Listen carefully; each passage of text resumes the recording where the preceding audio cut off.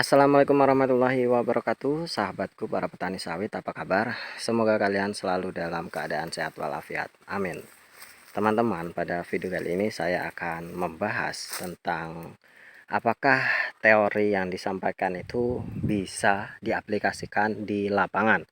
Tentunya teman-teman, bagi kalian yang menemukan video ini, saya yakin kalian sudah banyak sekali mendengar teori-teori yang disampaikan oleh orang-orang tentang tata laksana berkebun kelapa sawit yang baik dan benar, tentunya menurut pendapat masing-masing. Dan terkadang teori-teori yang disampaikan itu membuat kita malah bingung mau menggunakan teori yang mana.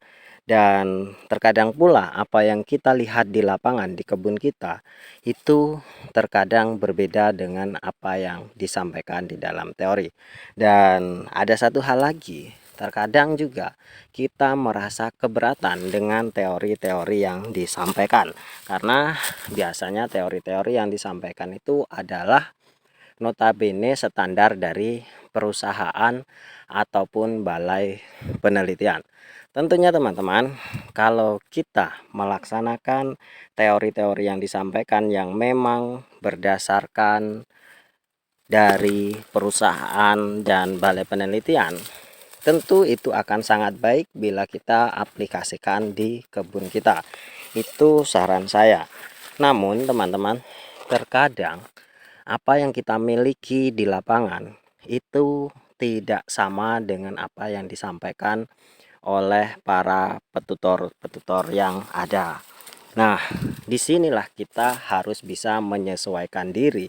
Tentunya teman-teman, impian setiap petani itu sama saja, yaitu ingin memiliki kebun yang berkualitas bagus.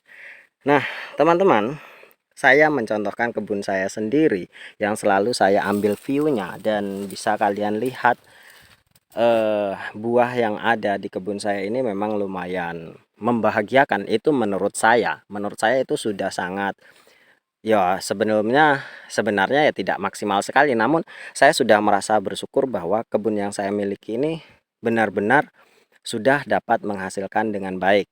Meskipun selama ini saya melaksanakannya itu secara pas-pasan sesuai dengan kemampuan ekonomi saya. Nah, yang ingin saya sharingkan di sini teman-teman, apakah kita harus selalu mengikuti teori-teori yang disampaikan? Terkadang teori-teori itu malah membuat mental kita down dengan berbagai dasar dan landasan-landasan yang disampaikan. Tentunya kita memiliki kebun, ingin melaksanakannya sesuai dengan teori-teori apa yang dilaksanakan atau teori yang disampaikan. Namun sekali lagi, pada kenyataannya kita memiliki berbagai keterbatasan untuk melaksanakan teori-teori tersebut. Banyak sekali teman-teman teori-teori yang memang harus dilaksanakan ketika kita melakukan berkebun kelapa sawit. Dan dari mulai kita menggunakan benih sampai kita melakukan penanaman, pembuatan lubang, pembuatan jarak tanam, semuanya itu ada teorinya teman-teman. Dan saya sarankan bahwa beberapa teori memang harus wajib diambil, seperti teori atau aturan dari jarak tanam yang bagus. Kemudian bagaimana menggunakan benih yang bagus, itu harus kita laksanakan. Jangan sampai kita abaikan teori-teori yang seperti itu.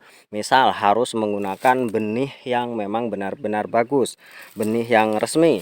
Tentunya saya bukan mempromosikan benih resmi, namun di lapangan teman-teman, benih yang memang didapat dengan cara yang resmi itu biasanya akan lebih baik hasilnya ketimbang dengan benih yang kita dapatkan asal-asalan. Itu sudah terbukti di lapangan.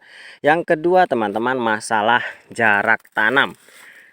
Jarak tanam yang terlalu rapat dengan jarak tanam yang pas itu sangat jauh sekali perbedaannya. Itu sudah dibuktikan di lapangan. Banyak sekali bukti-bukti yang ada di lapangan yang mencontohkan ketika kita menggunakan jarak tanam yang tidak ideal, maka hasil produktivitasnya itu akan menjadi buruk ketimbang ketika kita melakukan jarak tanam yang ideal.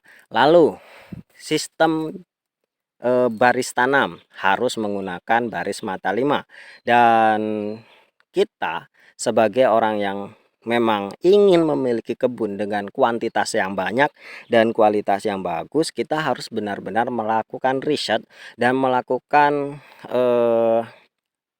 penelitian atau bahkan mendengarkan pengalaman orang lain yang memang yang memang pengalaman orang lain itu jauh lebih baik kita dengarkan, karena memang orang-orang yang sudah memiliki pengalaman itu biasanya sudah terjatuh terlebih dahulu. Seperti saya, ibarat kata saya menggunakan benih yang asal-asalan atau benih yang tidak bagus atau benih yang tidak resmi, dan kita sering dibohongi dengan orang-orang yang mengatakan jalur belakang atau benih dengan varietas AB dengan harga yang lebih murah. Tentunya saya bukan menjudge bahwa itu buruk, namun kenyataannya di lapangan seperti itu. Seperti benih yang saya gunakan ini bukan benih dari balai resmi atau bukan benih yang memang bervarietas nyata atau bervarietas resmi. Jadi kalau ditanya benih apa yang digunakan, ya saya jawab bahwa saya tidak tahu benih apa yang saya gunakan, karena memang pada waktu itu saya hanya membeli dari orang yang katanya orang jalur belakang, katanya sih PPKS, namun pada kenyataannya kejadiannya seperti ini. Banyak sekali yang harus saya ganti dan memang tidak berbuah dengan maksimal, namun sebagian berbuah dengan maksimal. Itu teori yang kedua. Nah, teori yang ketiga adalah masalah perawatan, teman-teman. Masalah pembersihan lahan, masalah pembersihan piringan. Itu memang harus kita terapkan di kebun kita. Selain dengan menggunakan benih yang bagus, menggunakan jarak tanam yang ideal, kita harus memperhatikan dari sanitasi kebun kita. Itu yang harus kita perhatikan. Teori-teori itu jangan kita tinggalkan. Nah, yang keempat teman-teman adalah masalah teori pemupukan. Nah, sebenarnya kalau teori pemupukan, kalau kita bisa mengaplikasikan teori-teori yang memang sudah ditutorialkan oleh orang-orang yang memang berilmu atau orang-orang yang memiliki kewenangan atau memiliki pengetahuan, dan standar yang disampaikan itu adalah standar perusahaan dan standar balai penelitian, tentunya itu akan berdampak sangat baik untuk kebun kita. Itu pasti teman-teman. Ketika kita memelihara sawit kita sudah dengan menggunakan benih yang bagus, dengan jarak tanam yang ideal, kemudian dengan sanitasi kebun yang baik, dengan kastrasi yang baik, dengan pruning yang baik, dan tentunya dengan pemupukan yang baik dan sesuai dosis, tentunya kita akan mendapatkan hasil yang benar-benar baik. Itu sudah dijamin pasti. Dan tentunya teman-teman, ketika kita memiliki kebun dengan kuantitas 143 batang, ketika ada salah satu atau dua batang yang memang tidak produktif, itu saran saya harus segera diganti dan supaya kebun kita ini 100% produktif. Nah, masalah pemupukan teman-teman inilah yang sebenarnya membuat kita ini sedikit gamang ketika kita tidak memiliki kekuatan ekonomi yang cukup untuk melakukan pemupukan yang maksimal. Tentunya kita sedikit keberatan di sana. Nah, yang ini yang sering saya gaungkan teman-teman, kita tidak boleh meninggalkan masalah pemupukan. Namun, ketika kita tidak memiliki biaya yang cukup untuk memenuhi dosis yang ada, saran saya, kalian harus tetap memupuk meskipun itu dengan dosis yang kecil. Namun, ketika kalian memiliki biaya untuk melakukan dosis yang tepat, kalian harus lakukan dosis yang sesuai. Namun kalau memang tidak memiliki, saran saya jangan sampai ditinggalkan. Meskipun kalian memupuk dengan dosis yang mungkin setengah dari dosis yang ditetapkan, bahkan seperempat atau bahkan seperti seperlima atau seperdelapan, mungkin lebih baik kalian lakukan secara rutin meskipun itu sedikit demi sedikit. Nah, teori pemupukan inilah yang sebenarnya bisa kita toleransi. Sebenarnya bukan ditoleransi, namun ketika kita tidak memiliki kemampuan di sana, tentunya saran saya harus tetap melakukan pemupukan, jangan sampai ditinggalkan meskipun itu dengan dosis yang kecil. Yang selalu katakan kepada teman-teman di video-video yang lalu di dalam channel ini, saya selalu menekankan jangan pernah meninggalkan rotasi pemupukan meskipun kita melakukannya dengan dosis yang kecil. Jadi teman-teman, memang teori-teori yang ada yang sudah dipaparkan oleh para penutor itu oleh orang-orang yang memang memiliki kapasitas di sana, atau sekedar hanya sharing pengalaman seperti saya ini, tentunya bisa dipertimbangkan untuk perkembangan dan pertumbuhan atau kualitas dari kebun kalian. Itu bisa dipertimbangkan. Mungkin kalian bisa melakukan penelitian ketika kalian mendengarkan teori A seperti ini, teori B seperti ini, teori C seperti ini.